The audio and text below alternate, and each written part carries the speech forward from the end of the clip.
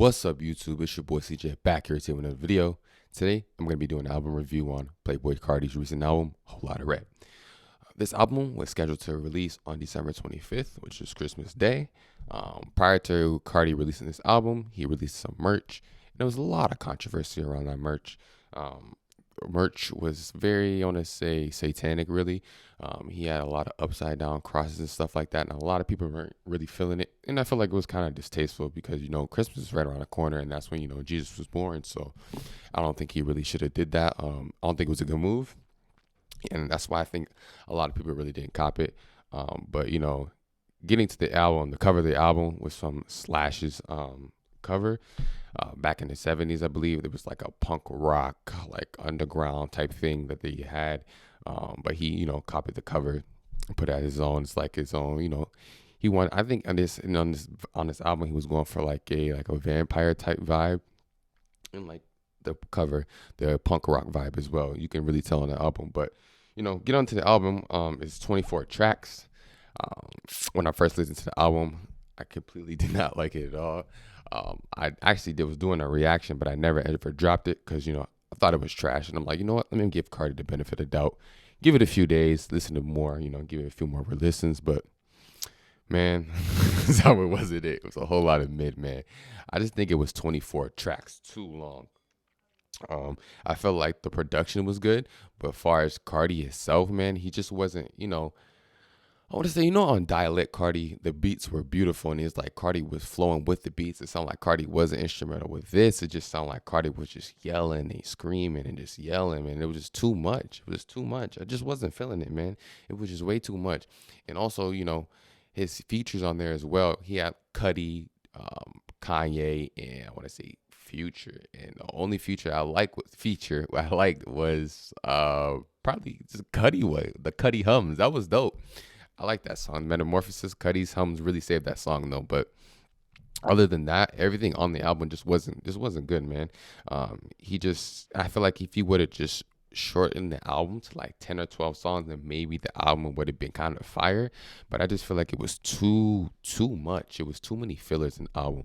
And then it's been 2.5 years since Carti released his last album, which was Dialect. So I think everybody was leaning towards that specific sound. They weren't expecting him to change his sound. And I don't know if he felt obligated to change his sound since, it's been so long since he dropped an album. But, he didn't, and it's not what we're used to. Maybe it takes some time to get used to, but I just feel like, it's not gonna stay really, it's not gonna be his wave, and a lot of people are not gonna like it because, going back to, Dialect, a lot of people didn't like that album at first. They thought the album was completely trash. But that's like with every album, though. When people first drop albums, people are like, oh, it's either trash, or classic, but they end up liking it regardless. But with this album, it was just totally different. Like, I don't think this album is gonna age well. It's supposedly Carti's supposed to be, he tweeted out he's gonna be dropping a deluxe soon. So hopefully, on the deluxe he can come better. He can come what we like really like. I feel like he should have some leaks on here, like such as Cancun or Pissy Pamper, Kid Cudi. Shoddy in Love, Rip Yams, Skeletons. There's a few different songs I think he should have on the deluxe that I think will bring his talent out, and a lot of people will like because a lot of the leaks are unofficial, so the quality is not that good. But I feel like if he does end up dropping the deluxe, he should have a bunch of leaks on there that are up to date and good quality, and also have some songs on there where he's not doing all the screaming and yelling like. With some of these songs, like I feel like they're gonna do good at concerts, at Rolling Loud, or festivals or Coachella. I feel like they're gonna do good, like songs like Vamp Anthem, which is dope. New Tank, which is dope. Those beats are crazy, and I feel like in that type of environment and with festivals and stuff, people would go crazy, and it would be really good. But other than that, man, I didn't really care for this album too much, and I thought he was gonna have other features. Like I said before, like I was really expecting a Travis feature because I think he tweeted out something like that Travis was gonna be an album or something like that to that extent. But when I got an album, like, bro, where's Travis at? Then another thing on the album, when I pulled up the track list, I seen the Metamorphosis and I seen Kid Cudi. I'm like, oh, bet he's gonna have the actual Kid Cudi song in there. And then we play it, and that caught me totally off guard. I'm like, bro, what is this?